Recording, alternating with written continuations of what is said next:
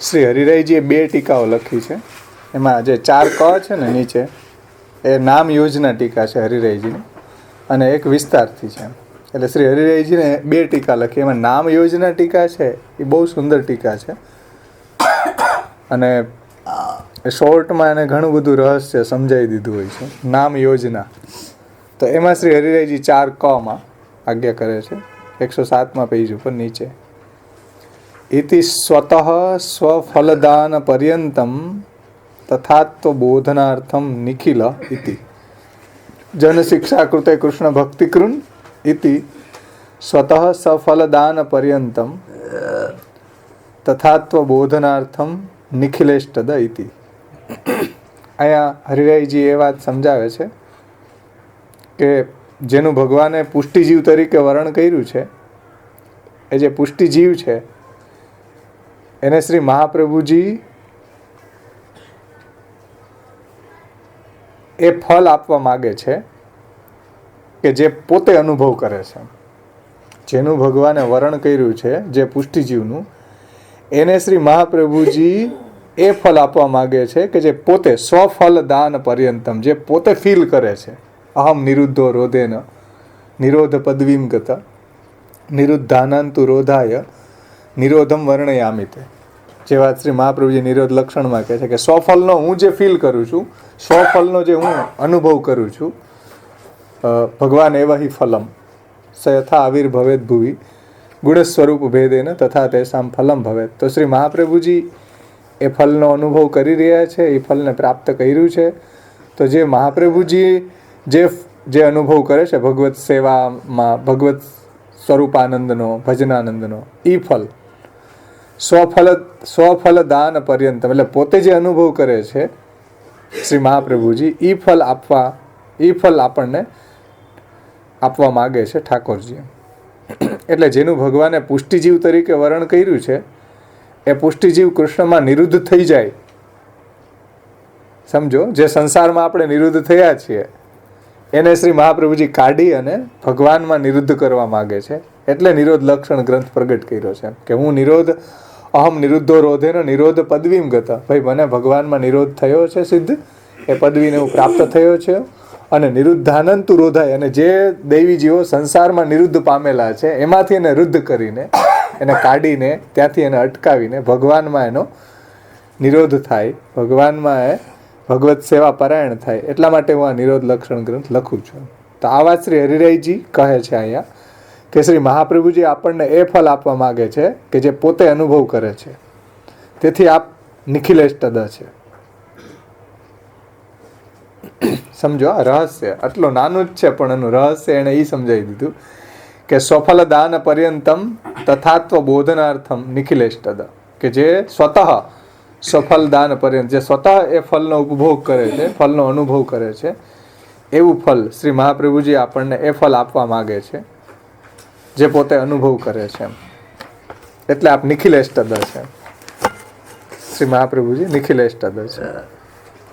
આગળ શ્રી હરિરાયજી બીજી ટીકામાં સમજાવે છે, વિસ્તૃત ટીકા જે છે એની.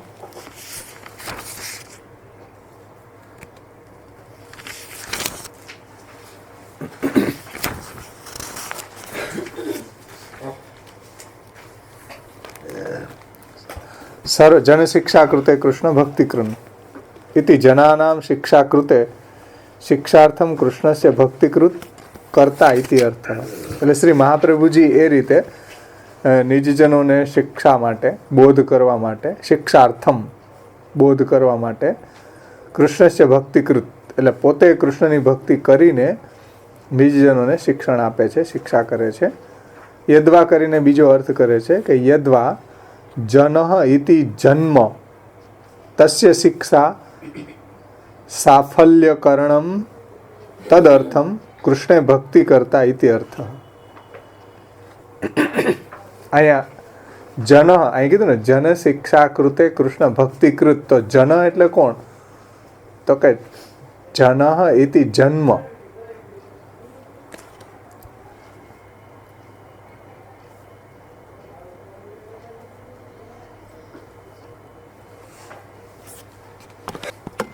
એટલે અહીંયા જનનો મતલબ વ્યક્તિ નહીં, વ્યક્તિ નહીં પણ એનો જન્મ લે. હરિરાયજી એનો જન્મ લે છે. એટલે વ્યક્તિ નહીં પણ એનો જન્મ, અને તસ્ય શિક્ષા સાફલ્યકરણમ તદર્થમ કૃષ્ણે ભક્તિ કરતા ઇતિ અર્થ. એટલે એનો જન્મ સાફલ્યમ, એનો જન્મ કેમ સફળ થાય. એટલે જન્મનું શિક્ષા એટલે અહીંયા સાફલ્યમ, જન્મનું સાફલ્ય એના માટે કૃષ્ણ ભક્તિ કરે છે. શ્રી મહાપ્રભુજી જે કૃષ્ણ ભક્તિ કરે છે એ જ નિજજનોનો જન્મનું સફળ થાય, જન્મ એનો. એટલા માટે આપ કૃષ્ણ ભક્તિ કરી અને નિજજનોને શિક્ષા કરે છે. શા માટે? તો કે જનાહ ઇતિ જન્મ તસ્ય શિક્ષા. શિક્ષા એટલે સાફલ્યકરણ. એટલે નિજજનો જે છે, એટલે જન્મ મતલબ વ્યક્તિ નહીં લઈને જન્મ લઈએ તો જન્મનું શિક્ષા એટલે સાફલ્ય. એના માટે કૃષ્ણ ભક્તિ કરે છે. એટલે આપણે એમ કહીએ કે ભાઈ આનો જન્મ સફળ થઈ ગયો. આનો જન્મ સફળ કેમ થઈ ગયો? તો કે મહાપ્રભુજીએ કૃષ્ણ ભક્તિ શીખવાડી એટલે. નહીતર આપણો જન્મ વૃથા તદ જન્મ ભૂતલે. જે હરિરાયજી જન્મ વૈફલ્યાષ્ટકમાં કહે છે કે ન રાધો રાધિકા નાથ ન ચ દ્રષ્ટા સુબોધિની વૃથા તદ જન્મ ભૂતલે. જેને રાધિકાનાથ કૃષ્ણની સેવા નથી કરી, જેને મહાપ્રભુજીને સુબોધનીજીનું અવગાહન નથી કર્યું, એનો જન્મ વૃથા છે. આપણે એમ કે આનો જન્મ વ્યર્થ ગયો. બિચારા પ્રવાહી જીવોનું શું સ્ટેટસ શું? એને આપણે જોઈએ તો આપણને લાગે કે આનો જન્મારો વ્યર્થ ચાલ્યો ગયો. એમાં એ કહે છે કે શ્રી જના એટલે એનો જન્મ, તસ્ય શિક્ષા. શિક્ષા એટલે નિજજનોનો જે જન્મ છે એનું સાફલ્યકરણમ, એને સફળ કરવા માટે તદ અર્થમ કૃષ્ણ ભક્તિ કરતા ઇતિ અર્થ. એટલા માટે શ્રી મહાપ્રભુજી કૃષ્ણની ભક્તિ કરે છે અને નિજજનોને કરાવડાવે છે. શા માટે? એનું જન્મ સફળ થાય.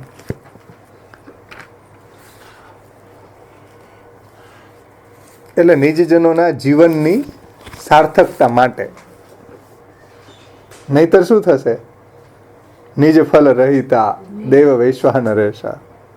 પ્રજાધિપની પ્રાપ્તિ વગર એનો જન્મારો વ્યર્થ થઈ જાય. એટલે અહીં જનનો અર્થ જન્મ લીધો છે ને, અને શિક્ષાનો અર્થ લીધો એનું સાફલ્ય, કે નિજજનોનો જન્મ સફળ થાય. એ ભગવત ભજન કરી અને એનો જન્મારો સફળ કરી લે. એટલે મહાપ્રભુજી કૃષ્ણની ભક્તિ કરી અને નિજજનોને શિક્ષા કરે છે. અને જનોક્ત્યા કૃષ્ણોક્ત્યા ચ નિસાધના નામ સર્વેશામ ભગવત પ્રાપ્તિ. અને જે જનો, જે નિજજનો છે એ કેવા છે? નિસાધન છે. અને કૃષ્ણોક્ત્યા, કૃષ્ણ શબ્દ મૂક્યો તો કૃષ્ણ ફલાત્મક છે. તો કૃષ્ણ કેવા છે? ફલાત્મક છે. જે ભાગવતની અંદર આવે કે નિસાધન ફલાત્મા એમ પ્રાદુર્ભૂતોસ્તિ ગોકુલે. તો જનો નિસાધન છે અને કૃષ્ણ ફલરૂપ છે. તો નિસાધનના ફલરૂપ કૃષ્ણ છે. તો નિસાધના નામ સર્વેશામ ભગવત પ્રાપ્તિ સૂચ્યતે ઇતિ ભાવ. જે મહાપ્રભુજીની કૃપાથી જે નિસાધન ભક્તો છે એને પણ કૃષ્ણની પ્રાપ્તિ કરાવવાવાળા, ભગવત પ્રાપ્તિ કરાવવાવાળા શ્રી મહાપ્રભુજી છે.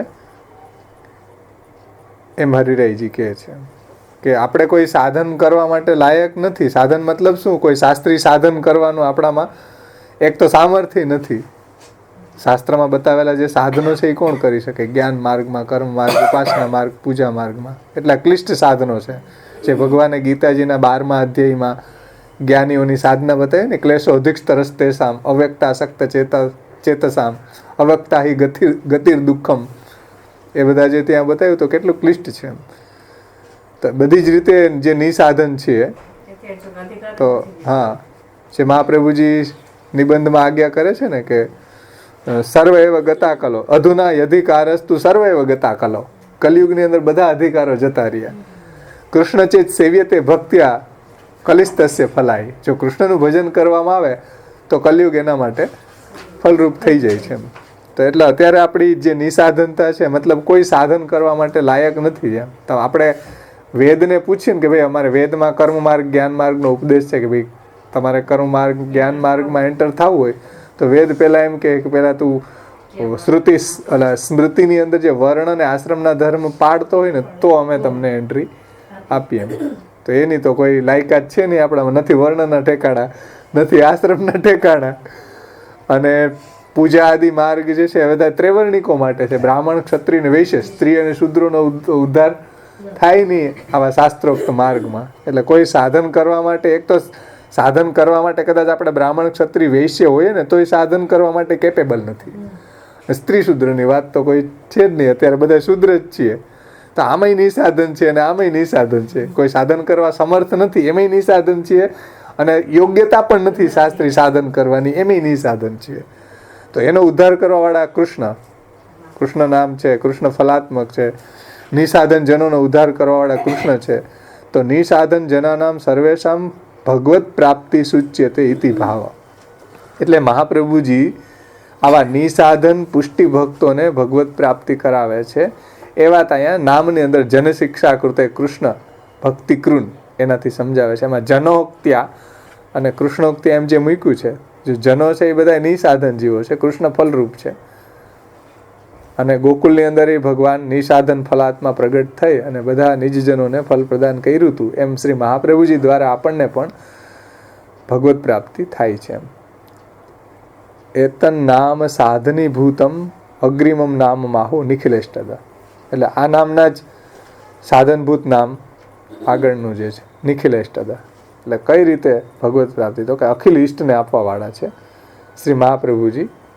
અગ્રિમમ નામ આહુ નિખિલેષ્ટદ ઇતિ. નિખિલાની ઈષ્ટાની દદાતી ઇતિ અર્થ. એટલે નિખિલ ઈષ્ટ આપવાવાળા શ્રી મહાપ્રભુજી છે. અને યદ્વા નિખિલા નામ ઈષ્ટદઃ ઇતિ, નિખિલ ઈષ્ટ આપવાવાળા આચાર્યજી છે. યદ્વા નિખિલમ ભગવદાત્મકમ ઈષ્ટમ દદાતી ઇતિ અર્થ. એટલે ભગવદાત્મક, ભગવત સંબંધી બધું આપણને પ્રદાન કરવાવાળા શ્રી મહાપ્રભુજી છે. જે બધા આગળના ટીકાકારોએ અર્થ કર્યા છે એ સંદર્ભમાં લીધું છે અહીંયા, કે ભગવત સંબંધી જે કંઈ બી છે એ બધું આપવાવાળા શ્રી મહાપ્રભુજી છે. એટલું જ નહીં, ભગવાનને પણ આપે છે. યદ્વા અખિલસ્ય ભગવતોપી ઈષ્ટમ દદાતી ઇતિ અર્થ. યદ્વા નિખિલાત ભગવતોપી ઈષ્ટમ સ્વસ્વરૂપાત્મકમ દદાતી ઇતિ અર્થ. એટલે સાક્ષાત ભગવાનને જ આપવાવાળા. આપણને ઠાકોરજી જ પધરાવી દે ને, મહાપ્રભુજી દ્વારા જ પ્રભુરૂપી ઈષ્ટ પ્રાપ્ત થાય છે ને. આપણા 84-252 ભગવદીઓમાં આવે કે ભાઈ અબ હમારો કર્તવ્ય કહાં હૈ, તો શ્રી મહાપ્રભુજી પછી એને કહેતા અબ તુમ ઘર મેં જાકે સેવા કરો. તો કે સેવા કેવી રીતના? સ્વરૂપ પધરાવી આપો. તો પછી મહાપ્રભુજી એને એનું ઈષ્ટ, અખિલ ઈષ્ટ કે ભાઈ મેરું સર્વસ્વ તો કો પધરાઈ દે રહ્યો હું, તો ઉनको અપનો સર્વસ્વ કરી જાણ્યો. તો એ અખિલ ઈષ્ટ એટલે સાક્ષાત પ્રભુનું સ્વરૂપ. અને એટલું જ નહીં, પાછા ભગવત સંબંધી જે કાંઈ બી આપણી અભિલાષા છે એ બધી પણ અખિલ ઈષ્ટ જ છે. એને પણ શ્રી મહાપ્રભુજી પ્રદાન કરે છે. જે આગળ ટીકાકારોએ અર્થ કર્યા ને, ભગવત ગોપેશ્વરજીએ જેવો જેવો એનો ભાવ છે એ સંબંધી જેવા જેવા બી મનોરથ છે એ અનુરૂપ પ્રભુ એને ફલદાન કરે છે.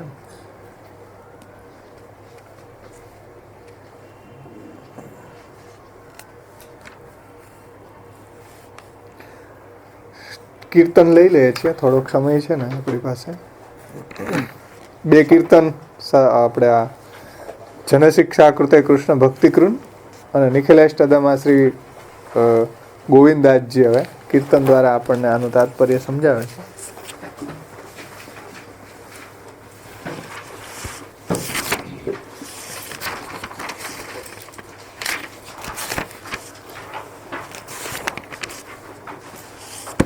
આપણે બિભાસમાં ગાન કર્યું શરૂઆતમાં, તો એમાં શ્રી ગોવિંદદાસજી કહે છે કે જનશિક્ષા કૃતે કૃષ્ણ ભક્તિકૃત ગુણ ગાઈએ.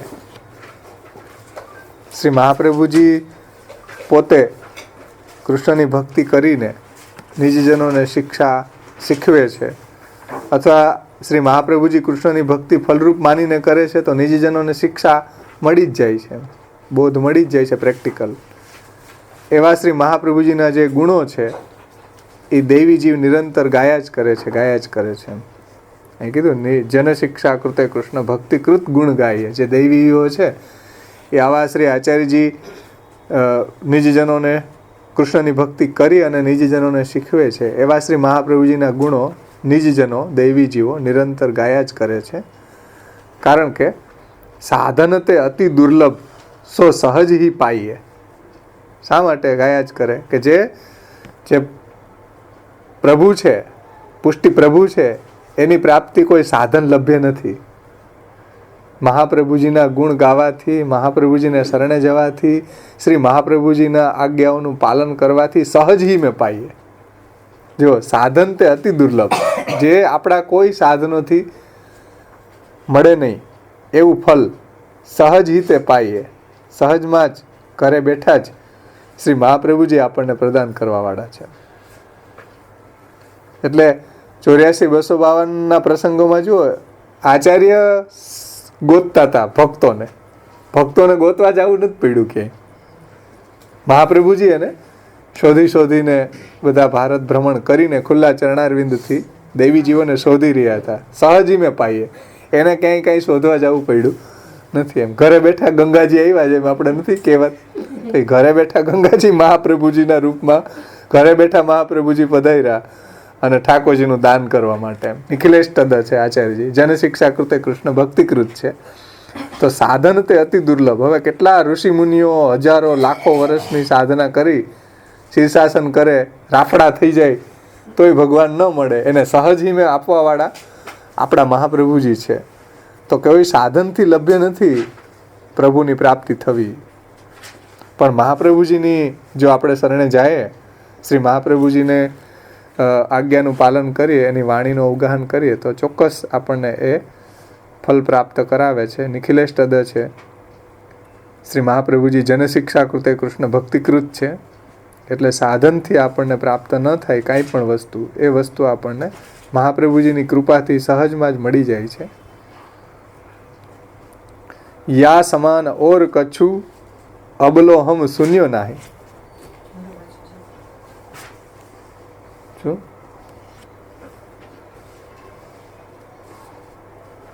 એટલે ઉપર જે વાત કરી ને કે સાધનથી આ પુષ્ટિ ભક્તિ કે પ્રભુનું સ્વરૂપ, એનો સ્વરૂપાનંદ કે ભજનાનંદ, એની પ્રાપ્તિ થઈ ન શકે.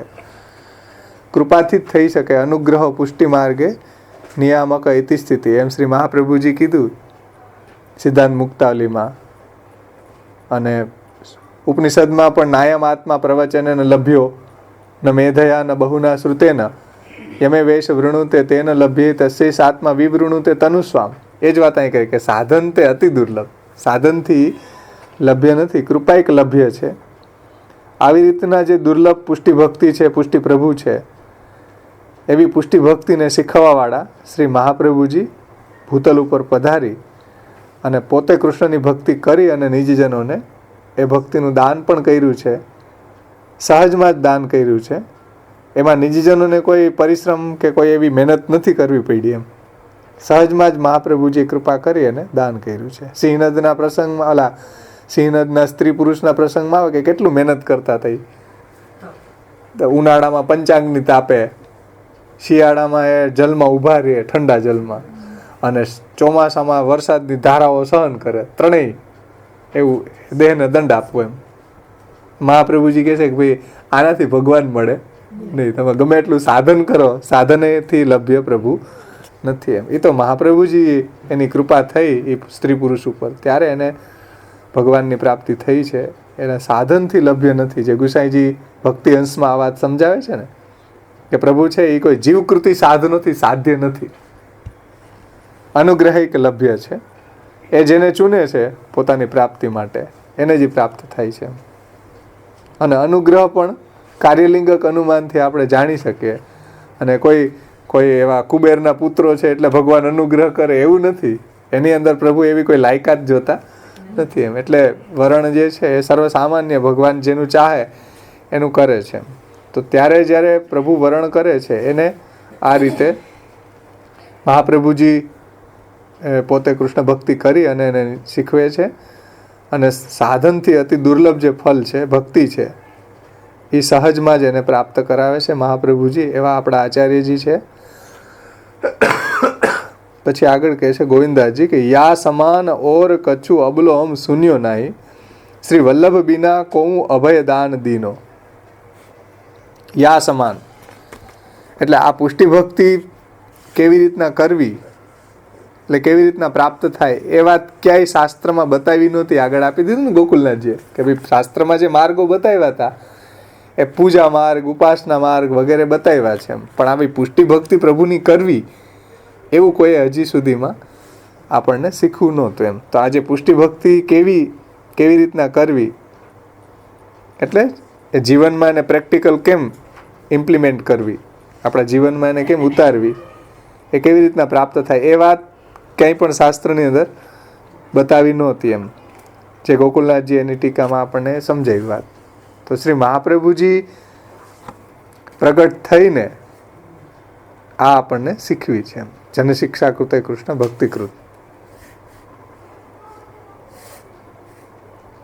એટલે અહીંયા એમ કહે છે કે યા સમાન ઓર કચ્છું અબલોહમ શૂન્યો નહીં. એટલે આવા મહાપ્રભુજીએ પ્રગટ થઈને આવી જે ભક્તિ સમજાવી છે એવું આજ સુધી કોઈ પ્રગટ થઈને સમજાવ્યું નહોતું. બીજા આચાર્યો થયા, રામાનુજ, નિમ્બાર્ક, તો એ બધાએ ભક્તિનો જ ઉપદેશ આપ્યો છે, પણ આવી જે પુષ્ટિ ભક્તિ છે કે જે પુરુષોત્તમ પર્યવસાયીની છે, એવી ભક્તિ તો કોઈએ મહાપ્રભુજી સિવાય કોઈએ શીખવી નથી એમ. બીજા બધા રામાનુજ વગેરેમાં જે મોક્ષ મળે છે એટલે ત્યાં સુધીની એ ભક્તિ એને બતાવી છે, મોક્ષ પર્યવસાયીની મર્યાદા ભક્તિ એમ.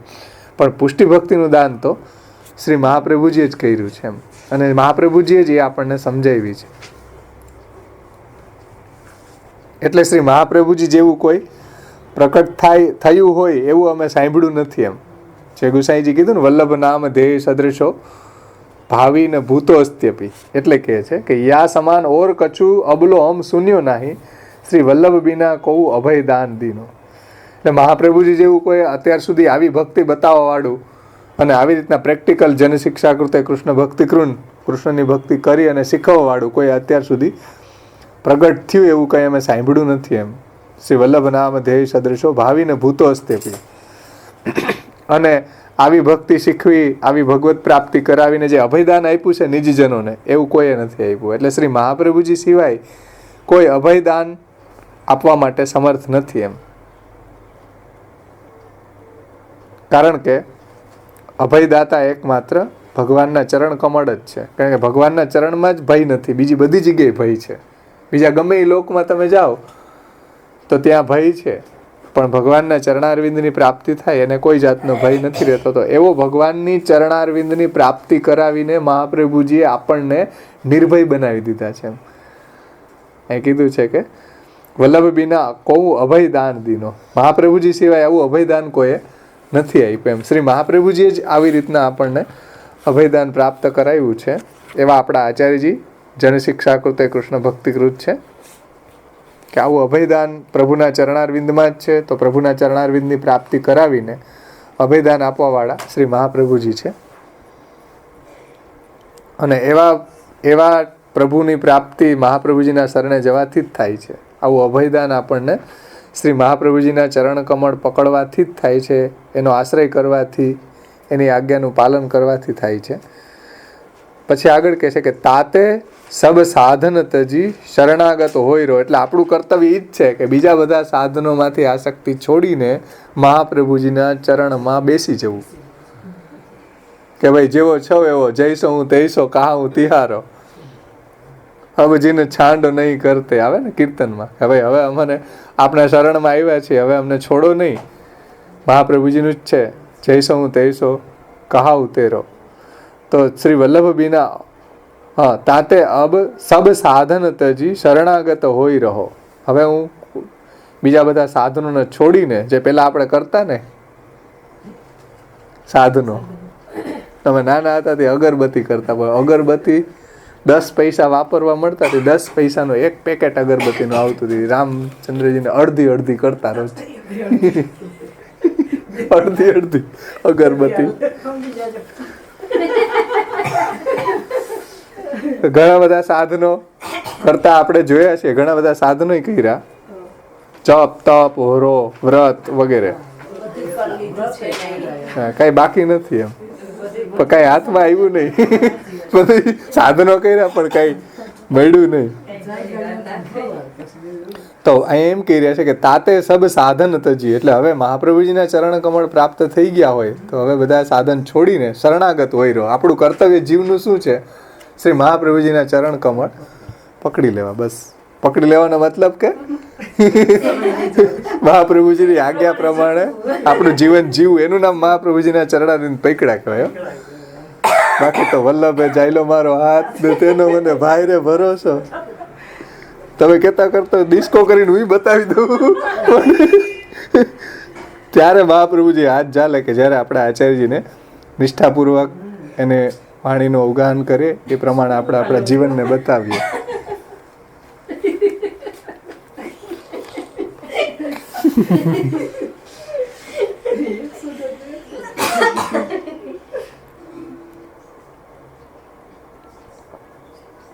ચૈતન્યવાળા એમાં જ નાચતા હોય ને, જોયા કે ચૈતન્યવાળા મસ્તી થી નાચતા હોય.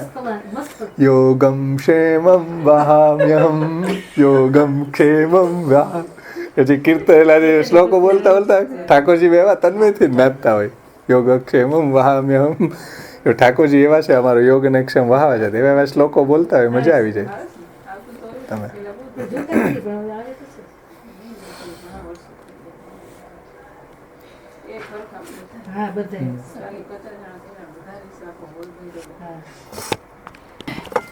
ગોવિંદાજી કહે છે કે તાતે સબ સાધન તજી શરણાગત હોય રહો. એટલા માટે એટલે ઉપર જેમ કીધું ને કે શ્રી મહાપ્રભુજીની કૃપાથી જ આપણને એવી પુષ્ટિ ભક્તિ પ્રાપ્ત થાય છે, એવું અભયદાન પ્રાપ્ત થાય છે. તો આપણે શું કરવું હવે?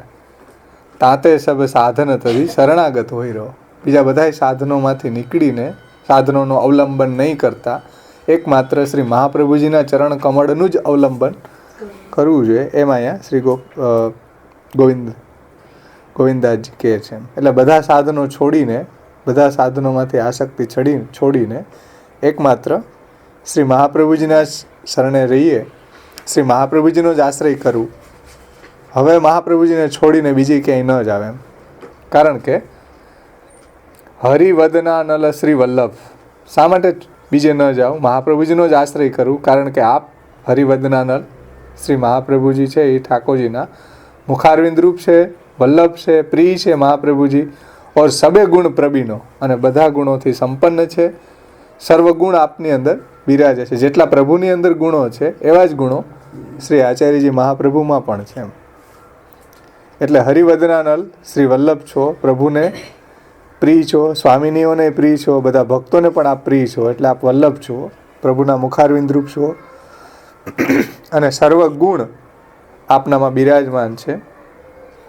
જેવા ગુણ પ્રભુમાં બિરાજે છે એવા આપમાં પણ બિરાજે છે. એટલે સર્વ લક્ષણ સંપન્ન આગળ આવશે. એવા જેમ પ્રભુ છે એમ મહાપ્રભુજી પણ એવા જ છે. અને શ્રી ગુસાઈજી પણ કહે છે સુરત કૃષ્ણ પ્રેમામૃતમાં કે ક્વચિત પાંડિત્યમ ચેત ન નિગમ ગતિ ચાપી યદિ ન ક્રિયાસા સાપી સ્યાત યદિ ન હરિમાર્ગે પરિચય યદિ સ્યાત સોપી શ્રી વજપતિ રતિર નૈતિ નિખિલે ગુણેર અન્ય કો વિલસતી વિના વલ્લભવરમ. એટલે બીજા બધા આચાર્યોમાં અમુક અમુક ગુણો છે, પણ વલ્લભવરમાં તો સર્વ ગુણ બિરાજે છે એમ. એટલે ગુણો વલ્લભવરને ખોજે છે પાછા. હરિરાયજી ટીકામાં એમ કહે છે કે ભાઈ મહાપ્રભુજીમાં એવા ગુણો બિરાજે છે એટલે ગુણો મહાપ્રભુજીને મેળવીને ધન્ય થઈ ગયા એમ. ગુણો મહાપ્રભુજીને ખોજે છે. એટલે ગુણો વલ્લભને વરેલા છે. વલ્લભ ગુણોને વરેલા છે એમ નહીં, પણ ગુણો આચાર્યજીને શોધે છે એમ. તો એ વલ્લભવરની વિશેષતા બતાવી છે. તો અહીં એમ કીધું સબે ગુણ પ્રવીણો, એટલે બધા ગુણમાં આપ પ્રવીણ છે, સર્વ સંપન્ન છે. આપમાં બધા ગુણો બિરાજ, પાંડિત્ય છે, અને વેદ અનુકૂળ ક્રિયા છે, પછી ક્વચિત પાંડિત્યમ છે, ન નિગમ ગતિ યદિ સ્યાત્સોપી, અને ન કૃતિ, જ્ઞાનય છે, કૃતિ છે, પછી માર્ગનો પરિચય છે, ભગવાન માર્ગનો, એની અનુકૂળ ક્રિયા છે, વ્રજપતિમાં રતિ પણ છે એમ. તો બધા ગુણથી આપ સંપન્ન છે એમ ગુસાઈજીએ ત્યાં કહ્યું છે. અને રાસ રસિક લીલામૃત ઉદધિ નિસ્વાસર. શ્રી મહાપ્રભુજી કેવા છે એનું સ્વરૂપ જ્ઞાન કરાવે છે. સબે ગુણ પ્રવીણો એટલે કેવા આપ છે? તો કે રાસ રસિક લીલામૃત ઉદધિ એટલે સમુદ્ર, નિસ્વાસર એટલે રાત્રિ દિવસ મહાપ્રભુજીના શ્રીઅંગની અંદર ભગવદ લીલા રસની જ્વાર આવે.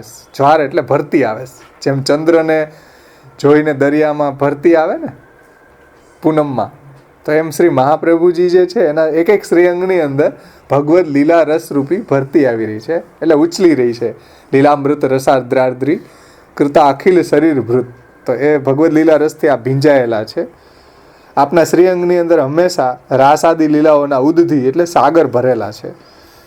જેમ શ્રી ગુસાઈજીએ વલ્ભાષ્ટકમાં કહ્યું છે, શ્રીમદ વૃંદાવનેન્દુ પ્રકટિત રસિકાનંદ સંદોહ રૂપ સ્ફૂર્જત રાસાદિ લીલામૃત જલધિ પરાક્રાંત સર્વોપી સસ્વત, કે વૃંદાવનના ચંદ્રમાએ ભગવાન શ્રી કૃષ્ણએ, રસાત્મક શ્રી કૃષ્ણએ પ્રકટ કરેલ જે રસિક ભક્તોના આનંદનો સમૂહ છે, એ આપના બધા અંગોની અંદર જે રાસાદિ લીલાઓ, એ રાસાદિ લીલાઓ રૂપી અમૃત સાગરોથી આપના બધા અંગો છે એ પ્લાવિત છે, ભરેલા છે. એ વાત અહીંયા ગોવિંદાજી કહે છે કે રાસ રસિક લીલામૃત ઉદધિ નિસ્વાસર, રાત્રિ દિવસ આપ ભગવદ લીલા રસથી ભીંજાયેલા રહે છે. આપના અંગોની અંદર એ બધી લીલાઓ ચાલી રહી છે. જે વાત લક્ષ્મી સહસ્ત્ર લીલાભી સેવ્યમાનમ કલાનિધિમ એમાં કહી ને, ચતુર્ભિશ્ચ ચતુર્ભિશ્ચ ચતુર્ભિશ્ચ ત્રિભિશ્ચ તથા ષડભીર વિરાજતે યોશો પંચધા હૃદયમાં, એ બધી જ ભાગવતની લીલા મહાપ્રભુજીના હૃદયમાં બિરાજે છે. જે પ્રભુ જે લીલા કરે છે, ભાગવતજીની અંદર જે લીલાઓનું વર્ણન છે, એ લીલા કરતા ભગવાન કૃષ્ણ લીલા પરિકર સહિત લક્ષ્મી સહસ્ત્ર લીલાભી સેવ્યમાનમ કલાનિધિમ, જે હજારો ભક્તોથી સેવાયેલા પ્રભુ મહાપ્રભુજીના હૃદયમાં લીલા સહિત બિરાજે છે. એટલે અહીંયા ગોવિંદાજી કહે છે કે રાસ રસિક લીલામૃત ઉદધિ નિસ્વાસર રહપ્રિય શ્રી વલ્લભવર. અને પાછા મહાપ્રભુજી કેવા છે? આપ રહપ્રિય છે, આપ રહપ્રિય છે અને વલ્લભવર છો. એટલે વલ્લભવર એટલે બધાને પ્રિય છો, અને રહપ્રિય રહી અને ભગવદ રસથી આપ હંમેશાને માટે ભીંજાયેલા રહો છો.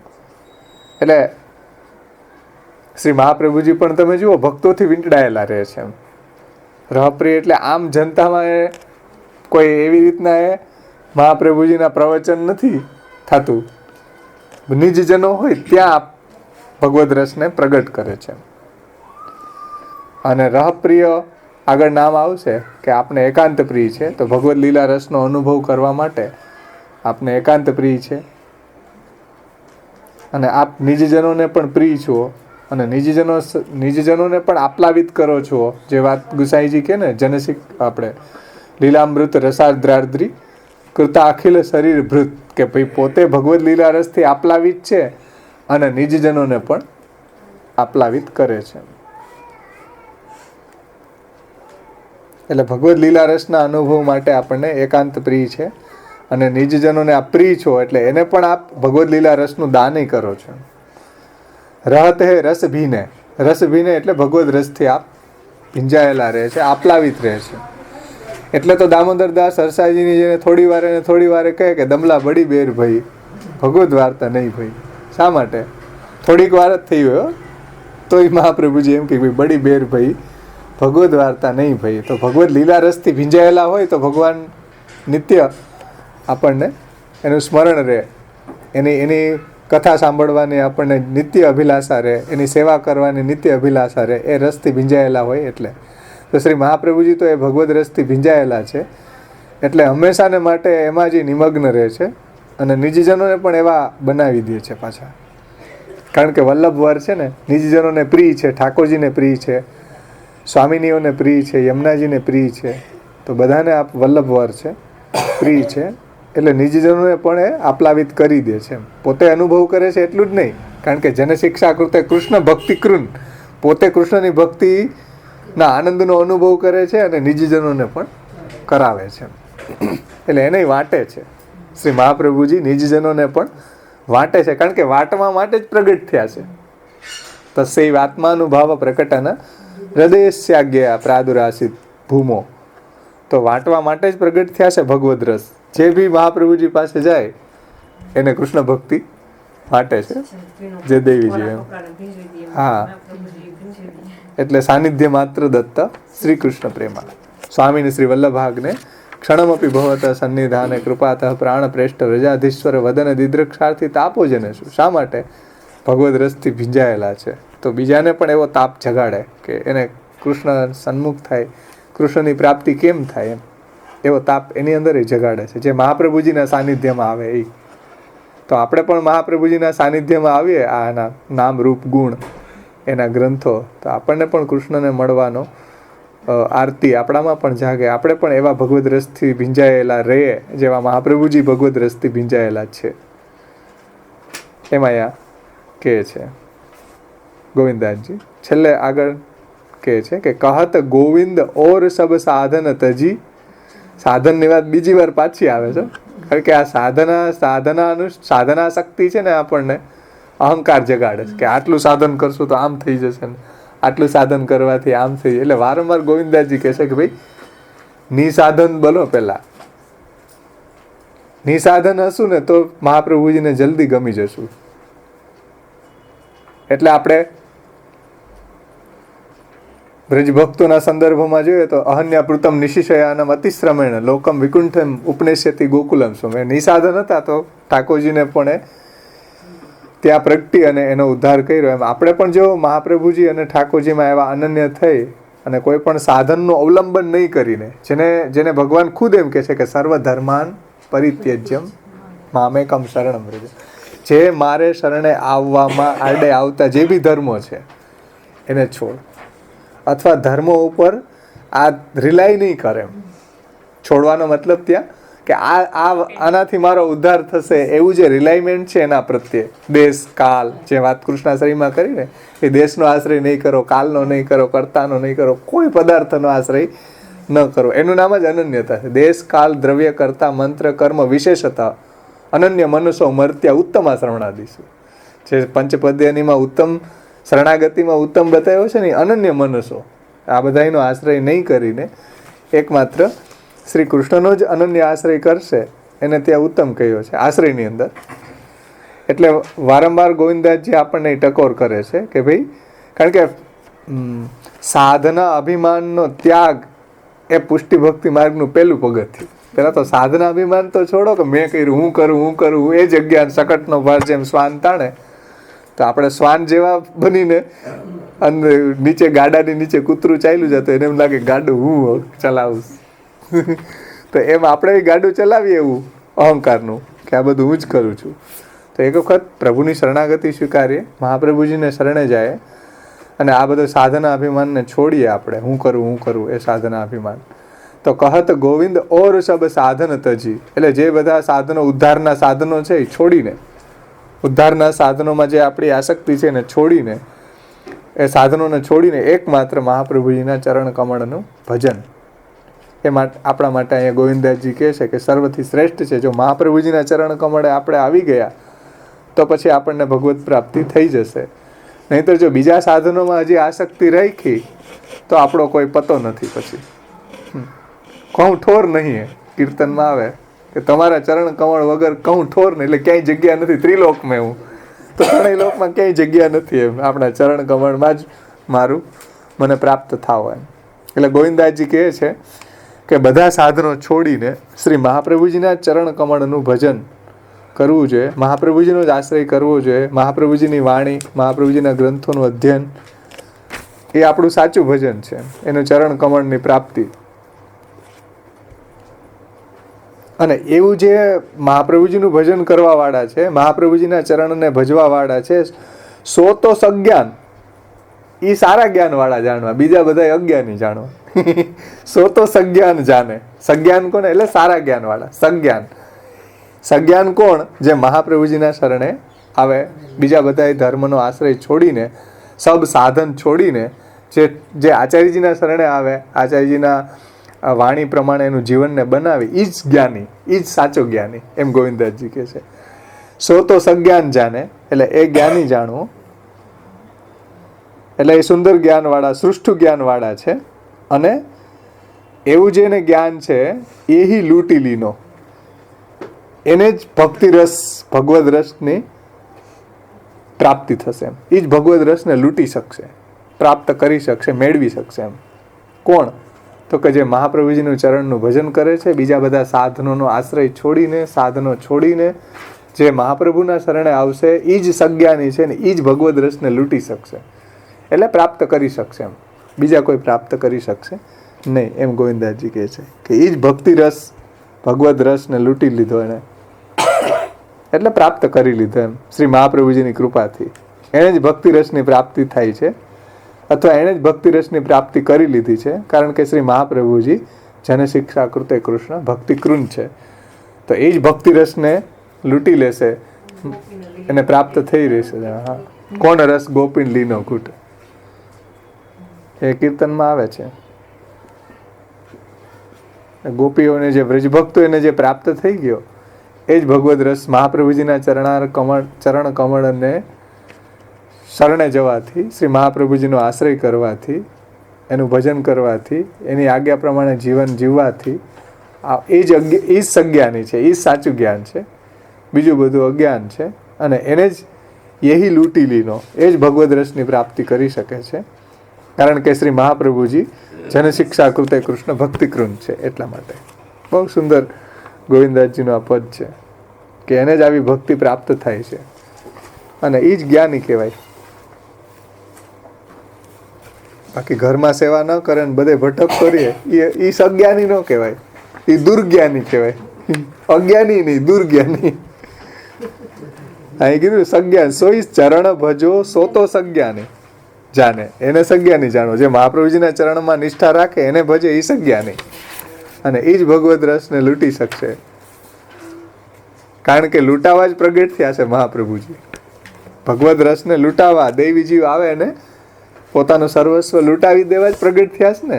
ભાગવતમાં આવે કે ભગવાન વાટવા જ પ્રગટ થયા, કે તમે ફલ દેવા જ પ્રગટ થયા, હવે અમને ઘેર કેમ મોકલોસ? ગોપીજનનું જ્યારે પ્રભુએ વેણુવાદન કરીને બોલાવે પછી કીધું ભગવાન કે જાઓ, ભાઈ અમારા માટે તો વ્રજમાં પ્રગટ થયા, મથુરા છોડીને આવ્યો ને હવે અમને કેમ ઘેરે જાવ? ઘેરે જવું કેમ અમારે? ત્યાં જઈને અમે શું કરીએ? જ્યાં કોઈનામાં આસક્તિ તો છે નહીં અમારી, એટલે હવે અમને મહેરબાની કરીને તમે ઘરે જવાનું નહીં કહો. તો એ ભગવદ રસને લૂંટી શીખ્યા એમ છે. ઠાકોરજીમાં અનન્ય હતા અને ભગવાનને શરણે આવ્યા. સર્વ વિષયાન સંત્યજ્ય તવ પાદ મૂલમ પ્રાપ્ત. અમે કઈ વિષયો માટે તમારી પાસે નથી આવ્યા એમ. અમે જાણીએ છીએ કે વિષયોમાં કેવો આનંદ છે, એટલે બધું છોડીને પતિસુતાન વય ભ્રાતૃ બાંધવાન અતિ વિલંઘ્યતે અંત્યચ્યુતા ગતા. અચ્યુત, તમે તો અચ્યુત છો, આ બધાનો આનંદ એ તો ક્ષુદ્ર છે એમ. આપ અચ્યુત છો એટલે અમે આપના ચરણ કમળમાં આવ્યા છીએ. અમે બધું છોડીને આવ્યા એમ. હા, એ એક વાત રહી ગઈ. જો આજે વ્રજભક્તોની યાદ આવી ને તો યાદ આવ્યું કે આ નિખિલેશ તદ નામ છે ને, એમાં નિખિલેશ તદ નામમાં ટીકાકાર એ વાત લીધી છે. એક સેકન્ડ, કે નિખિલેશ છેલ્લે લઈ લેશ. ચલો કીર્તન કરીને થોડુંક ભાગવતના એંગલથી આ નામ લેવાનું હતું. ભાગવતમાં અને ગોપેશ્વરજીને કઈ રીતે શ્રી મહાપ્રભુજી ત્યાં દેખાય છે. એક કીર્તન લઈ લે, પછી છેલ્લે લઈ લઈશું થોડુંક ટૂંકમાં જ. નિખિલેશ તદા હે ભલે નહીં, વાંધો નહીં. હવે નિર્ભય થઈ ગયા ને તમે બધા, ટાઈમથી નિર્ભય થઈ ગયા. ટાઈમનો કોઈને ડર નથી હવે તો. મહાપ્રભુજીના ચરણમાં બેસી ગયા. આ ઘડિયાળ તો આગળ છે, સવા છે 15 વાંધો નહીં. ચલો આપણે આગળ વધીએ. નિખિલેશ તદ નામ હિ સુનત સુખ ઉપજત મન શુભગ મૂર્તિ નિરખી મેરે નયન શિરાવ. શ્રી મહાપ્રભુજી કેવા છે તો કે નિખિલેશ તદ છે. એવું નામ સાંભળતા જ સુખ એટલે આનંદની પ્રાપ્તિ થાય છે એમ. શ્રી મહાપ્રભુજીનું નામ સાંભળીએ આપણે, સર્વોત્તમનો પાઠ કરીએ તો આમ એકદમ આનંદની અનુભૂતિ થાય એમ. અહીં કીધું કે નિખિલેશ તદ નામ હિ સુનત સુખ ઉપજત. નિખિલેશ તદ નામ સાંભળતા જ એવો ભગવદ આનંદ, મહાપ્રભુજીના સ્વરૂપ જે આનંદરૂપ છે આચાર્યજી પોતે, તો આપણને પણ એવા આનંદની પ્રાપ્તિ થાય છે નામ સાંભળતા જ એમ.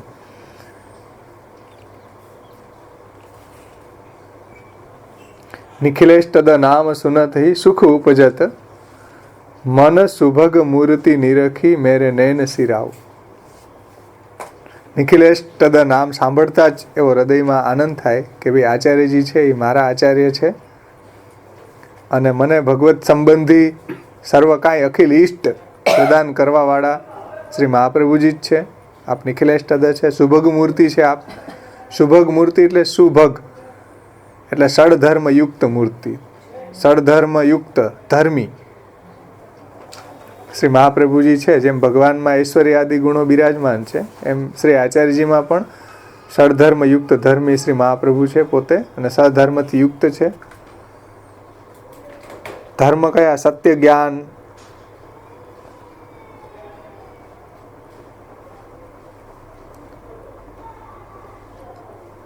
સત્ય જ્ઞાન રૂપ મૂર્તિ, શુભગ મૂર્તિ, એવો એક અર્થ કરેલો છે હરિરાયજીએ આ શુભગ મૂર્તિનો ત્યાં સુરત કૃષ્ણ પ્રેમામૃતમાં.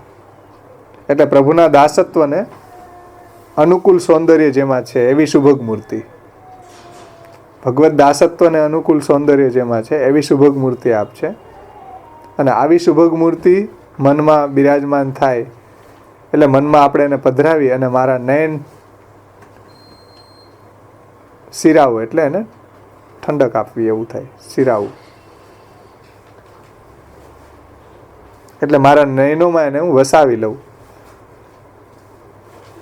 અને આપને નિરખવાનો જે તાપ છે એ દૂર કરું, એટલે નયનોને શીતલતા પ્રાપ્ત થાય. આવા મહાપ્રભુજી જે નિખિલેષ્ટદ છે એને મારા હૃદયમાં પધરાવી અને એને નયનોમાં પણ એ શીતલતા પ્રાપ્ત થાય છે, હૃદયનો તાપ દૂર થાય છે. એટલે આપણે એવું કોઈ પ્રિય પાત્ર જોઈએ તો આપણને એનો નયન સિરાય એને જોઈને જ આપણને આનંદ આવે ને. એમ શ્રી મહાપ્રભુજીનું નામ, રૂપ, ગુણ, એની વાણી એવી છે કે આપણને આપણા હૃદયમાં પધરાવીને આપણને પણ એની અનુભૂતિ થાય, એનો આનંદ આવે એમ. એટલે નયને સિરાવું, એને શીતલતા પ્રદાન કરવું એમ. જ્યાં સુધી આપણે ન જોઈએ મહાપ્રભુજીની વાણી તો આપણને અકળામણ થાય કે ક્યાંક 15 દી જવાનું થાય તો અકળામણ થાય. તો મહાપ્રભુજીના નામ એવા છે, નિખિલેષ્ટદ નામ સુનતહિ સુખ ઉપજત, આપણને આનંદની પ્રાપ્તિ થાય છે. પછી આગળ કહે છે ગોવિંદાસજી કે વલ્લભ મહા ઉદાર, આપ કેવા છે? મહોદ્દાર ચરિત્રવાન, આગળ નામ આવ્યું હતું ને, એવા શ્રી મહાપ્રભુજી મહા ઉદાર છે, મહા ઉદાર ચરિત્રવાળા છે, જે નામ આપણે આગળ જોઈ ગયા. અને નિખિલેષ્ટદ છે, પુષ્ટિ જીવોને એવું ફલ પ્રદાન કરવાવાળા છે. એટલું જ નહીં, શરણાગત રક્ષપાલ, જે મહાપ્રભુજીના શરણે આવી જાય છે એની શ્રી મહાપ્રભુજી રક્ષા કરે છે, એટલે એને ભગવત પ્રાપ્તિ કરાવી આપે છે અને બધા જ ભયો એના દૂર કરે છે. રક્ષપાલ છે, શરણાગત વત્સલ છે આચાર્યજી, શરણાગતોની રક્ષા કરવાવાળા મહાપ્રભુજી છે. અને શ્રી મહાપ્રભુજીની જે શરણે જાય છે એને શ્રી મહાપ્રભુજી પોતાનું સર્વસ્વ ઠાકોરજી પણ પધરાવી આપે છે. એટલે ગોવિંદાસજી કહે છે કે વલ્લભ વર શ્રી વલ્લભ મહા ઉદાર વાળા છે, એવા ઉદાર કે પોતાનું સર્વસ્વ પ્રભુનું સ્વરૂપ નિજજનોને પધરાવી દે છે. અને શરણાગત રક્ષપાલ, શરણે આવેલાનું રક્ષણ કરે છે આપ, એને પણ ઠાકોરજી પધરાવી આપે છે. ભક્તિનું દાન કરે છે, યોગ્યતા ન હોય તો યોગ્યતા સંપાદન કરી દઈશ, એવા રક્ષપાલ. એમ કે યોગ્યતા ન હોય, આપણામાં શું લાયકાત હોય, પણ જો મહાપ્રભુજીના શરણે જાય તો એવી યોગ્યતા પણ આપણને પ્રાપ્ત કરાવી દે છે. એમ કે આપણે પણ એ ભગવત સેવાને યોગ્ય, ભગવત કથાને યોગ્ય એવું સૌભાગ્ય, બ્રજભક્તોના જેવું સૌભાગ્ય પ્રદાન કરવાને યોગ્ય મહાપ્રભુજી બનાવે છે. એટલે નિરોધ લક્ષણમાં કીધું કે અહમ નિરુદ્ધો રોધેન નિરોધ પદવીમ ગતા નિરુદ્ધાનંતુ રોધાય નિરોધમ વર્ણયામિ. એટલે એ મારા જે સેવકો છે, જે હું અનુભવ કરું છું એવો અનુભવ મારા નિજજનોને પણ કરાવો છે. એટલે રક્ષપાલ છે, શરણાગત રક્ષક છે, એને પણ આવો અનુભવ મહાપ્રભુ કરાવે છે. અને મહિમા અપાર જાની સદા શીશ નાવ, અને એવા મહાપ્રભુનો જે મહિમા છે એ અપાર છે, એને કોઈ પાર પામી શકતા નથી. એમ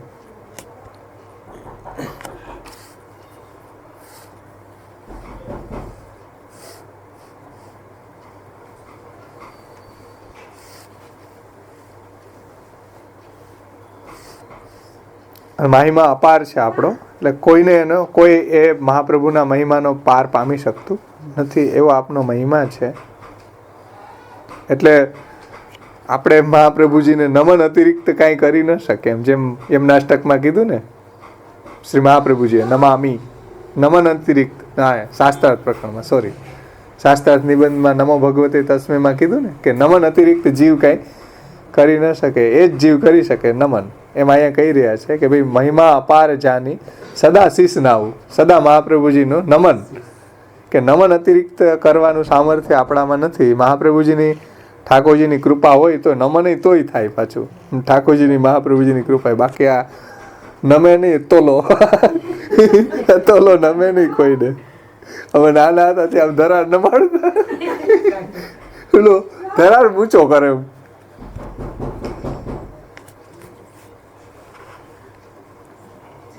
એટલે નમન છે એ પણ મહાપ્રભુજીની ઠાકોરજીની કૃપાથી જ સિદ્ધ થાય છે. તો અહીંયા કહી રહ્યા છે કે મહિમા અપાર જાની સદા શિસનાવ. આપનો મહિમા જે છે કોઈ પાર પામી ન શકે એવો મહિમા છે.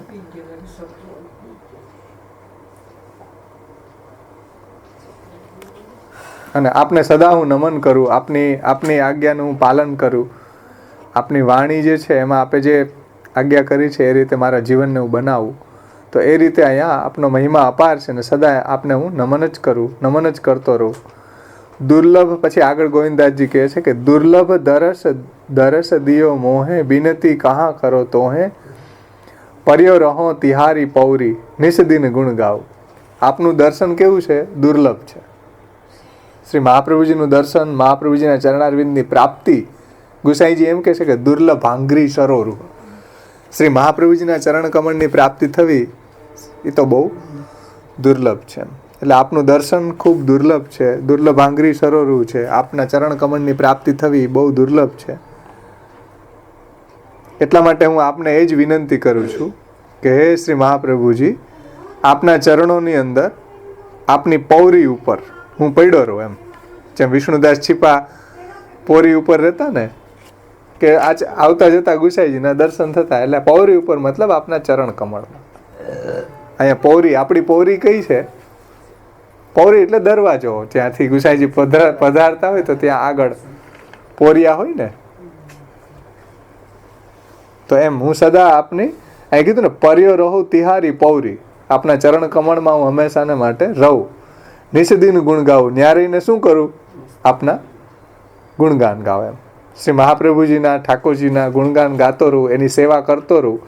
તો એ કહે છે કે દુર્લભ દરસ દિયો મોહે બિનતી કહા કરો તો હે. એટલે આપ કૃપા કરીને મને દર્શન થયું આપનું, આપની કૃપાથી ગોવિંદાસજીને અનુભૂતિ થઈ છે. એટલે એ લખે છે, જો દુર્લભ દરસ દિયો મોહે બિનતી કહા કરો તો હે.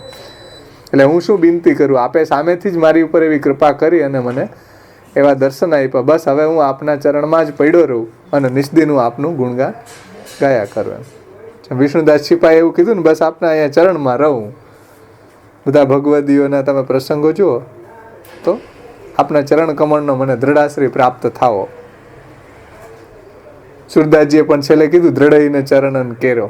બસ આપના ચરણ કમળનો જે ભરોસો છે, આશ્રય છે, દ્રઢ રહે અમારો હંમેશા. એમ તો આપના ચરણમાં હંમેશાને માટે હું પડ્યો રહું અને નિષદીને ગુણ ગાઉં. પર્યો રહું તિહારી પૌરી નિષદીને ગુણ ગાઉં. ઓર સબે છાંડી દેહું સર્વ જીય જાની મેરે જીય મેં લાવું. એટલે બીજું બધું છોડીને મારા હૃદયમાં એકમાત્ર આપનો જ દ્રઢ આશ્રય કરું. આપની જ વાણી, આપનું જ ગુણગાન મારા હૃદયમાં દ્રઢતાથી પધરાવું.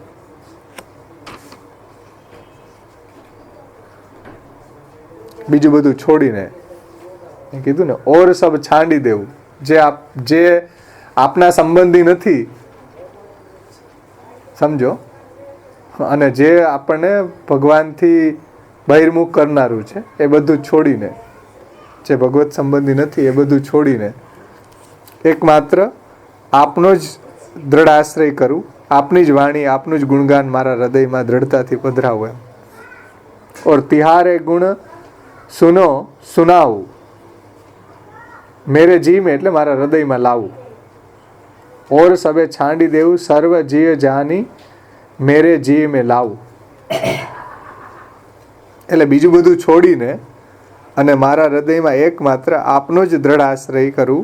આપની જ વાણી, આપનું જ ગુણગાન મારા હૃદયમાં દ્રઢતાથી એને પધરાવું. અને તિહારે ગુણ સુનો સુનાવું અસત્સંગ વીરમાવું. એટલે આપના ગુણો સાંભળું, એટલું જ નહીં, બીજાને પણ સંભળાવું. મહાપ્રભુજીનું મહાત્મય, શ્રી વલ્ભાષ્ટક, સુરત કૃષ્ણ પ્રેમામૃત, સર્વોત્તમ સ્તોત્ર બીજાને પણ સંભળાવું કે ભાઈ આપણા પુષ્ટિમાર્ગી જે નિજજનો છે એને, બીજાને નહીં. એટલે જે મહાપ્રભુજીમાં સ્નેહવાળા છે એને શરણે આવ્યા છે એને પણ તિહારે ગુણ સુનો સુનાવું, સાંભળું અને બીજાને પણ મહાપ્રભુજીમાં કેમ એની નિષ્ઠા થાય, શ્રી મહાપ્રભુજીના ગ્રંથો કેમ એને સમજાય, તો એને પણ હું સંભળાવું અને અસત્સંગ વીરમાવું. અને જે કાંઈ પણ ભગવાનથી બહિર્મુખ કરનારી વાત છે, જે અસત્સંગ છે, જે દુષ્ટ સંગ છે, એને હું છોડું, વીરમાવું એટલે છોડું એમ.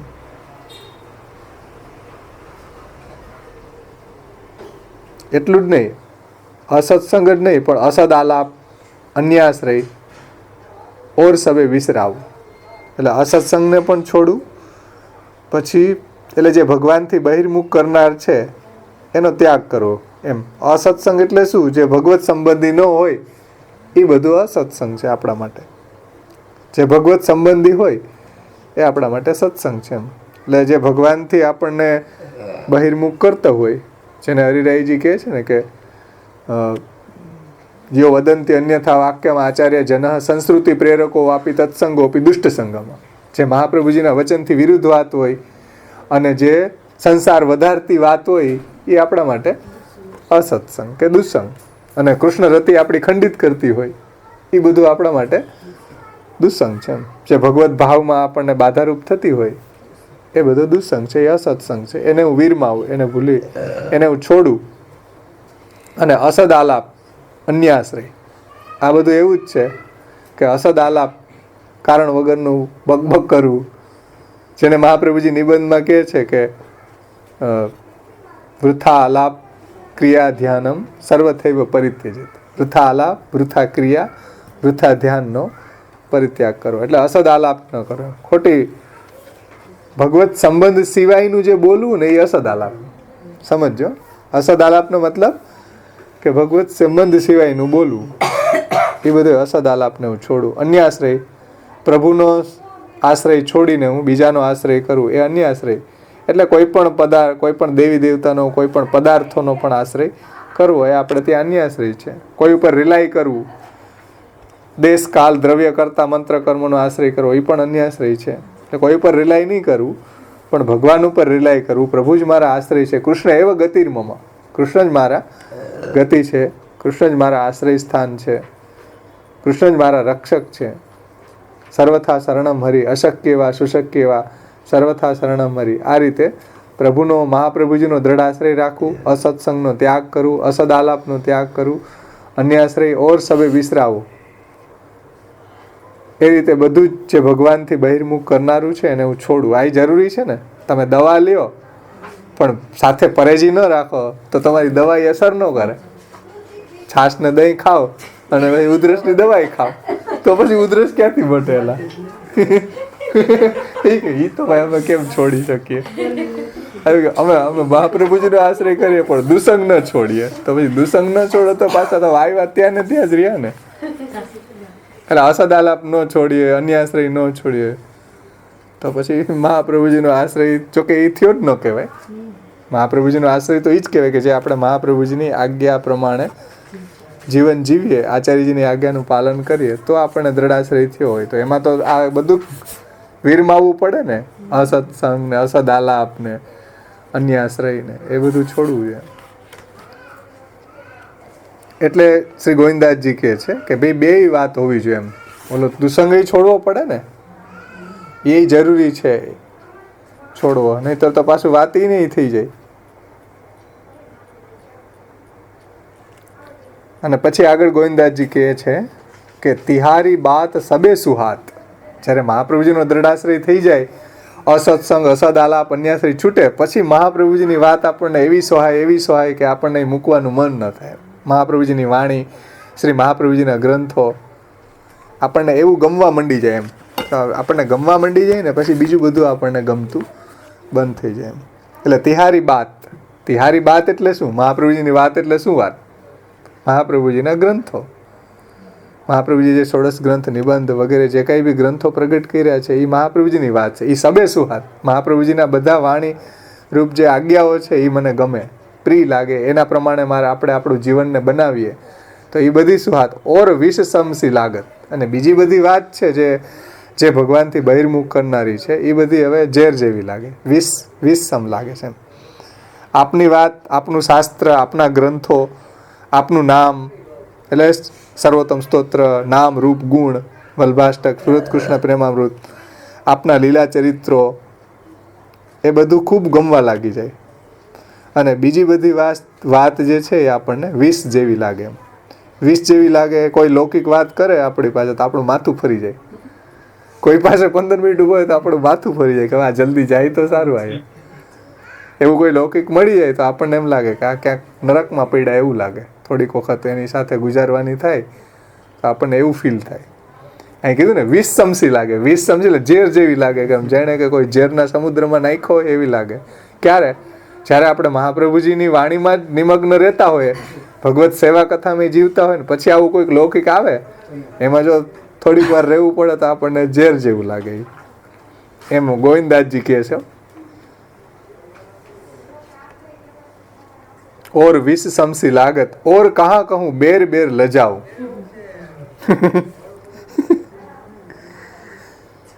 કે બીજી વાત સાંભળતા લજ્જા આવે છે અને કહેવામાં પણ લજ્જા આવે છે. અહીં શું કહે છે કે તિહારી બાત સબે સુહાત ઓર વિષ સમસી લાગત ઓર કહા કહું બેર બેર લજાઉ. એટલે વારંવાર એવી વાત કરતા, બીજી વાત કરતા, ભગવત સંબંધ સિવાયની વાત કરતા, ભગવત સંબંધ સિવાયની કૃતિ કરતા કે ભગવત સંબંધ સિવાયનો એવી કોઈ મનની વિચાર કરતા, એમ કાયિક વાંચિક માનસિક એમ, તો એવી બીજી વાત સાંભળતા એવી લજ્જા આવે, કહેવામાં પણ લજ્જા આવે.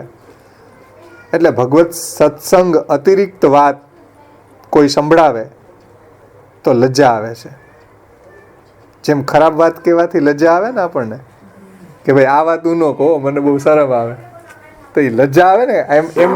એમ હસદ આલાપ કરતા લજ્જા આવે, આપણને એ ન ગમે, એમ ટૂંકમાં ગિલ્ટી ફીલ થાય, એમ લજ્જા આવે. પછી લજ્જા કઈ આવે? થોડીક વાર બકબક કરી લઈને પછી આવે ચાલો અડધી કલાક વહી ગઈ. હવે વહી ગઈ શું, પહેલા જ આ સમજ ધ્યાનમાં રાખવાનું હતું. હવે તો અડધી 1 કલાકે વહી જાય. પછી તો બહાર હોટલે બેઠા કોઈ ફોનમાં એમાં વાત કરવા માંડ્યા, પછી ખબર ન પડે. બીતો તો નિશ જામ કીર્તનમાં આવે કે બીતો તો પછી રાત્રિ દિવસ બધા વયો જાય, ચાલ્યો જાય, મોબાઈલમાં વયા જાય. ખોયલું તો કલાક તો શું થઈ જાય એમાં, કલાકમાં કઈ ખબર જ ન પડે આપણને. જેવી ખોલી વોટ્સએપ ને નેટ ને. હમણાં એક બેન કહેતા હતા કાલે જ કે એક બેન છે કે બપોર સુધીમાં તો 1 GB તો ખલાસ કરી જ નાખ્યું. કે 1 GB સેવા કરતા કરતા પૂરું કરી દે. બોલો, 1 GB પછી બપોર પછીનું તો નોખું, સેવા કરતા કરતા 1 GB પતાવી દે. એ તો આવા હસ્તીઓ છે આપણા માર્ગમાં. સેવા વખતે તો કમસે કમ પ્રભુને પ્રાયોરિટી આપો કે ભાઈ અત્યારે હું મારા ઠાકોરજી સિવાય મારો ટાઈમ બીજાને નહીં આપો.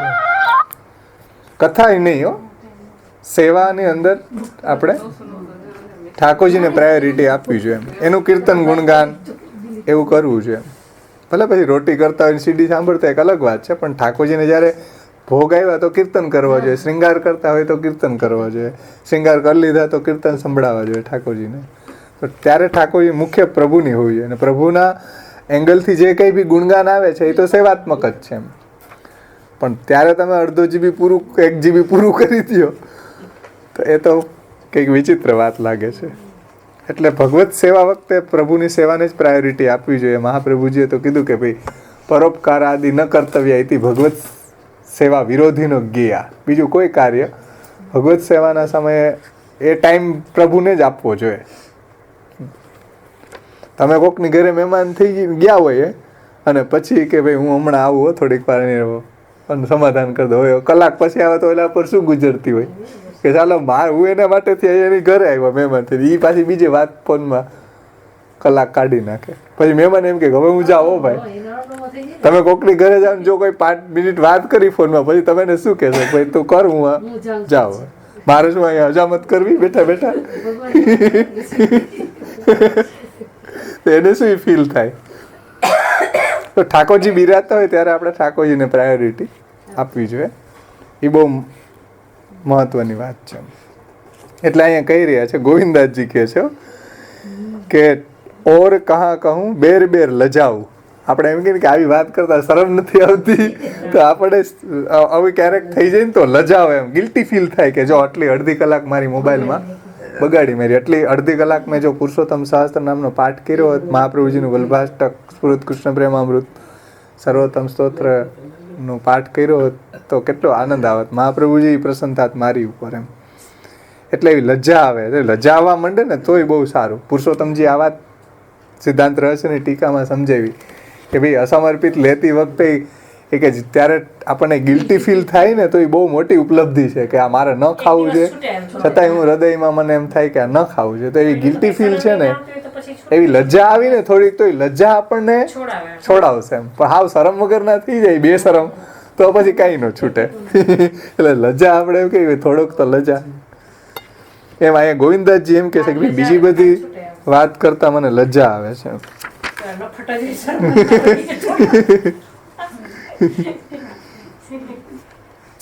અને એવું જે અસદાલાપ છે એના માટે ભાગવતમાં બહુ સરસ દ્રષ્ટાંત આપ્યું છે કે ત્યાં ભાગવતમાં એમ કીધું કે જે ભગવત ભક્તો ભગવત ચર્ચા કરતા હોય એ તો હંસોનું તીર્થ કહેવાય.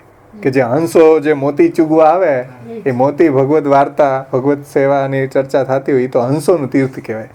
અને જ્યાં આવી બધી ચર્ચાઓ ચાલતી હોય ખટપટ એ બધા કાક તીર્થ કહેવાય, કાગડાના તીર્થ. ત્યાં બધા કાગડા ભેગા ક્રાઉ ક્રાઉ કરતા આવે બધા ત્યાં. એ આ ધંધો ભેગી થાય. બોલો શું કર્યું, ક્લાસમાં કોણ એની નજીક બેઠું છે, એ અડધી કલાક ઉભે તો એની પાસે કોઈ વાત સારી ન હોય. ભાગવતજીમાં આને કાક તીર્થ કીધું. કાગડાઓ છે એ આવા તીર્થમાં જાય એમ. એટલે કાગડાઓ બધા ભેગા થાય ને આવી જ ચર્ચા ચાલતી હોય એમ. સારી વાત ન હોય એમ. અને જ્યાં ભગવત ચર્ચા ચાલતી હોય, અસદ આલાપ ન થતો હોય, મહાપ્રભુજીની ગ્રંથોની જ વાત થતી હોય, એ હંસનું તીર્થ કીધું છે. હંસ તીર્થ અને કાક તીર્થ એવું ભાગવતમાં દ્રષ્ટાંત આપ્યું છે. અહીંયા પણ બહુ સુંદર ગોવિંદાસજી કહે છે કે ઓર કહાં કહું બેર બેર લજાવું. એટલે આવી રીતના મને પણ આવી રીતના અસદાલાપ વગેરે કરતા લજ્જા આવે, ગિલ્ટી ફીલ થાય એમ કે ભાઈ મહાપ્રભુજીનું નામ છોડીને, ઠાકોરજીની ભગવદ વાર્તા છોડીને આવી ખટપટ કરવી તો લજ્જા આવે. અને લજ્જા આવે ને તોય સુધરી જાય આપણે કે ભાઈ કમસે કમ ગિલ્ટી ફીલ થાય એવી. આજે ગિલ્ટી ફીલ થયું, કાલે વધારે થશે. એમ કરતાં કરતાં એક દિવસ એવો આવશે છૂટી. એમ પુરુષોત્તમજીની વાત જે આપણે ચાલતી હતી ને કે ભાઈ પુરુષોત્તમજી આ વાત કે ભાઈ કમસે કમ એ કરતી વખતે આપણને ફીલ થવું જોઈએ કે આ યોગ્ય નથી.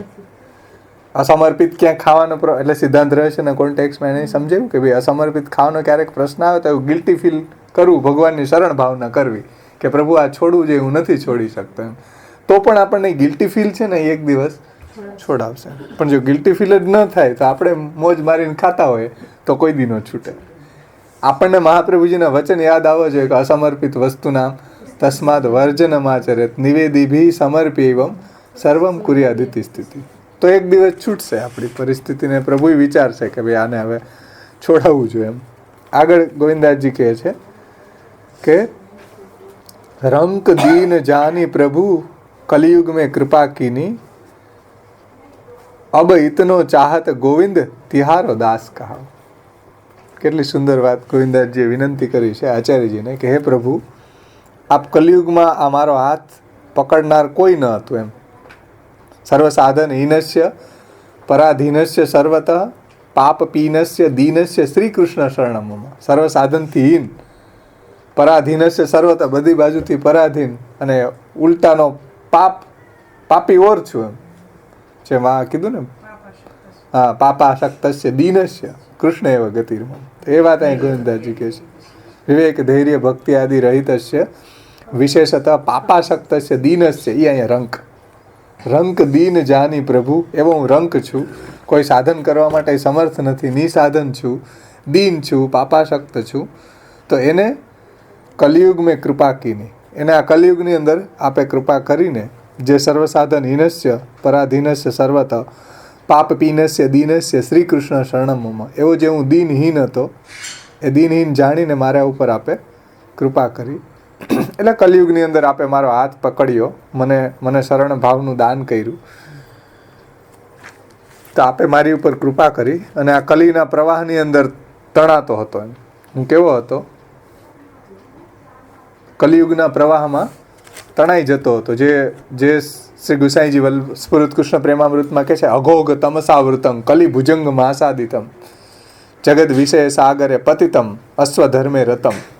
એવો જે હું હતો એટલે કલિયુગની અંદર મારી અવસ્થા આવી હતી, એમાં આપે કૃપા કરી.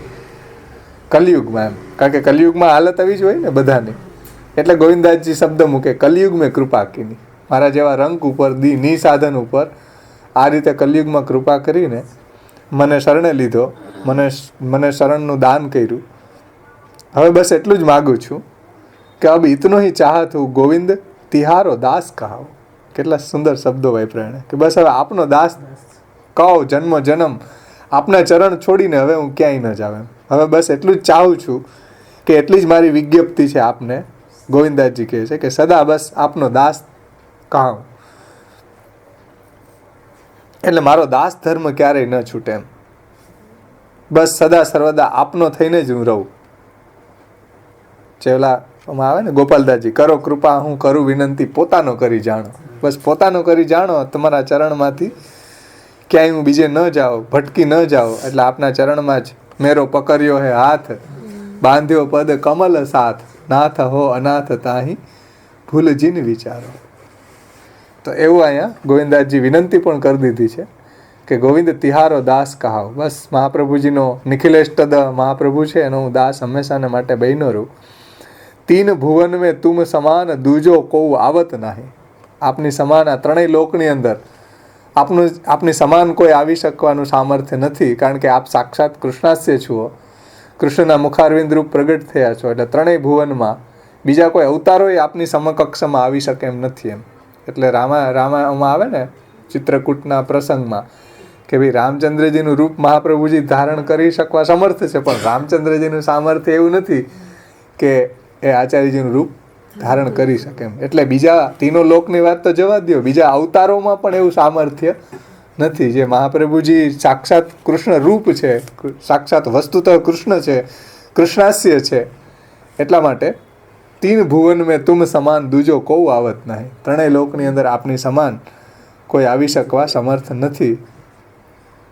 એટલે હે નિખિલેષ્ટદ, હે શ્રી મહાપ્રભુજી, ત્રણેય લોકની અંદર આપના સમાન કોઈ નથી. અખિલ ઈષ્ટને આપવાવાળું કોઈ નથી. એકમાત્ર મહાપ્રભુ જ છે કે જે આપણને અખિલ ઈષ્ટ આપી શકે એમ. ત્રણેય ભુવનમાં આ ઠાકોરજીની સેવા રૂપી, શ્રી ઠાકોરજી સંબંધી જે કંઈ બી મનોરથ છે એ રૂપી કોઈ અખિલ ઈષ્ટ આપવા સમર્થ નથી. એકમાત્ર શ્રી મહાપ્રભુજી જ છે એમ ગોવિંદાસજી કહે છે કે નિજ જન હિત જાની દેહુ ચરણ રેણુ પાવું. હા, નિજ જન હિત જાની દેહુ ચરણ રેણુ પાવું. એટલે ત્રણેય લોકની અંદર આપના સમાન કોઈ નથી. અખિલ ઈષ્ટને આપવાવાળું બીજું કોઈ નથી. આપ જ અખિલ ઈષ્ટને આપવાવાળા છો. એટલે ભગવત સ્વરૂપ, ભગવત સેવા, ભગવત સંબંધી બધા પદાર્થો, ભગવત સંબંધી જે કાંઈ બી મનોરથ છે એ આપવાવાળા શ્રી મહાપ્રભુજી જ છે, બીજું કોઈ ત્રણેય ભુવનમાં નથી. એટલે નિજજનનું હિત જાણી અને આપની ચરણ રજનું મને દાન કરો એમ. એટલે અમે આપના દાસ જ બનીને રહે. બિના મોલ કો ચેરો, તો બિના મોલના દાસ થઈને જ રહે. રામાનુજ સંપ્રદાયમાં એક બહુ સુંદર શબ્દ છે કે એમાં એ વિનંતી કરે કે અમને આપનું નિત્ય કૈંકર્ય પ્રાપ્ત હો. તમારું કૈંકર્ય એટલે દાસત્વ એમ, કિંકિરી, કિંકિરી એટલે દાસી એમ, કે તમારું નિત્ય કૈંકર્ય અમને પ્રાપ્ત થાવ. એમાં એ ગોવિંદાસજી કહે છે કે ભાઈ હું હંમેશા આપનો દાસ બનીને રહું, કૈંકર્ય અમને પ્રાપ્ત થાવ એમ. આપનું હંમેશા હું દાસ બનીને રહે અને આપના ચરણારવિંદની જે રેણુ છે એ સદા અમને પ્રાપ્ત થાય. બીજું અમારે કાંઈ જોતું નથી. અશેષ ભક્ત સંપ્રાર્થ્ય ચરણાબ્જ રજોધનમ. અને ગોપીજનો એમ કીધું ને કે સર્વ વિષયાન સંત્યજ્ય તવ પાદ મૂલમ પ્રાપ્તા. બીજું બધું છોડીને અમે આપના ચરણમાં આવ્યા છે. ગોવિંદાસજી એમ કહે છે કે ભાઈ અમને બીજું કંઈ જોતું નથી, ચરણ રેણુ પાવું. મહાપ્રભુજીના ચરણ કમળની જે રેણુ છે એ અમને પ્રાપ્ત થાવ, કારણ કે એ જ સર્વસ્વ છે અમારું. હશે બીજા માટે કલ્પતરુ ને કામધેનુ. ગોપીનાથજી સાધન દીપિકામાં કહે ને કે ઇતર માટે કામધેનુ ને કલ્પવૃક્ષ બીજું હશે, પણ મારા માટે તો તાત પદ્મ રેણવ કામધેનો કલ્પવૃક્ષ. કામધેનુ ને કલ્પવૃક્ષ તો તાત ચરણ શ્રી મહાપ્રભુજીના ચરણ કમળની રેણુ જ અમારા માટે સર્વ કાંઈ છે એમ ત્યાં કહ્યું છે સાધન દીપિકામાં. એમાં ગોપીનાથજી કીધું કે તાન શ્રી તાત તાત પદ્મ રેણવ કામધેનવ ના કશ્ય તરવો અન્યસામ શિવ કલ્પતરો યથા. એટલે બીજાના માટે કલ્પ વૃક્ષ ને કામધેનુ બીજું કંઈ હશે, સ્વર્ગનું વૃક્ષ વગેરે, પણ અમારા માટે તો શ્રી તાત પદ્મ રેણવ કામધેનવ, મહાપ્રભુજીના ચરણ કમળની રેણુ અમારા માટે કામધેનુ છે. કામધેનુ મતલબ કે બધું જ ઈચ્છિત ફલ પ્રદાન કરવા વાળી, જે ભગવત સંબંધી જે કંઈ બી પદાર્થો છે એની પ્રાપ્તિ કરાવવાળી મહાપ્રભુજીના ચરણ કમળની રેણુ છે. એટલે ગોવિંદાજી કહે છે કે નિજજન હિત જાની દેહુ ચરણ રેણુ પાઉં. નિજજનોનું હિત એમાં જ છે કે મહાપ્રભુજીના ચરણ કમળની રેણુ આપણને પ્રાપ્ત થાય. એમાં જ આપણું સાર્થકતા છે આપણા જીવનની. આપણું હિત એમાં જ છે, મહાપ્રભુજીના ચરણારવિંદની રેણુ મળે. જો મહાપ્રભુજીના ચરણની રેણુ ન મળી તો આપણા જીવનની વ્યર્થતા છે. સાર્થકતા એમાં જ છે કે આપણને આચાર્યજીના ચરણ કમળની રેણુ મળે.